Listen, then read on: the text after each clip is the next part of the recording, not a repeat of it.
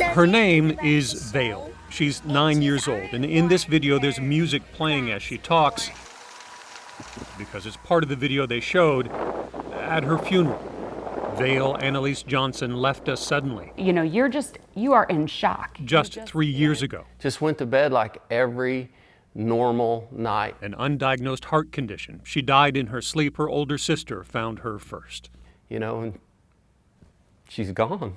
You know, it's just that quick. You just don't think that this is ever going to happen, or it doesn't even feel real. It has been painfully real for her parents who, for these 3 years at their home in Pilot Point, Texas, have kept her room just as she left it. It just keeps me close to her. Her softball mitt, her softball helmet, her keepsakes, her cowboy boots. For me as a mom, it's like, I don't want to forget what she smelled like. She was so sweet and fun, and it's so many good memories that it's like we don't want to let that go. For now, it just keeps her spirit alive in this house. And Vail's spirit is still with them in one other way, too. A Good Friend by Vail Johnson. She was a writer. She wrote stories in verse all the time, stories about horses and mermaids and stars.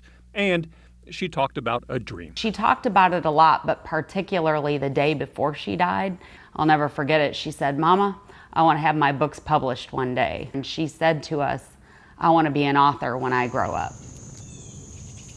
And at a home in suburban Atlanta, Georgia, I thought her writing was very deep for someone her age. they found someone to help her dream come true. Most of the emails I've had have been, between me and the parents. And Ed Payne is an author who agreed to look at Vail's work this is something that's very precious to this family. and see if something so precious could be turned into something more. They were entrusting me with something that probably couldn't be any dearer to their hearts.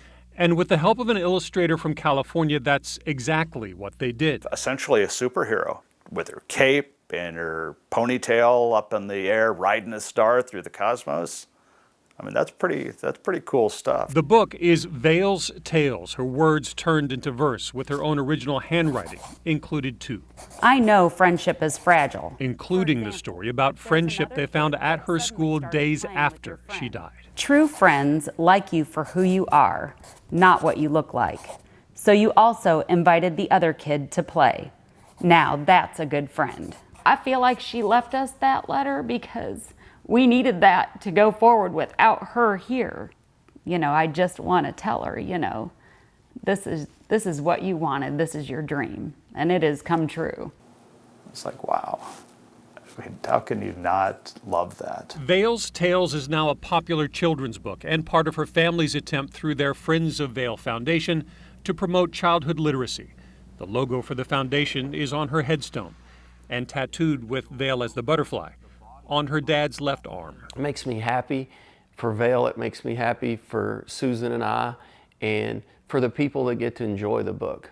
But to say it makes it any easier that she's not here, I really can, because I do miss her a lot. Parents still grieving and still clinging to that empty bedroom, but celebrating the little girl in the pink cape riding that star through the cosmos, now sharing her gift for all the universe to see. It just makes me so proud and humbled that, I got to be her mother. In Pilot Point, I'm Kevin Reece.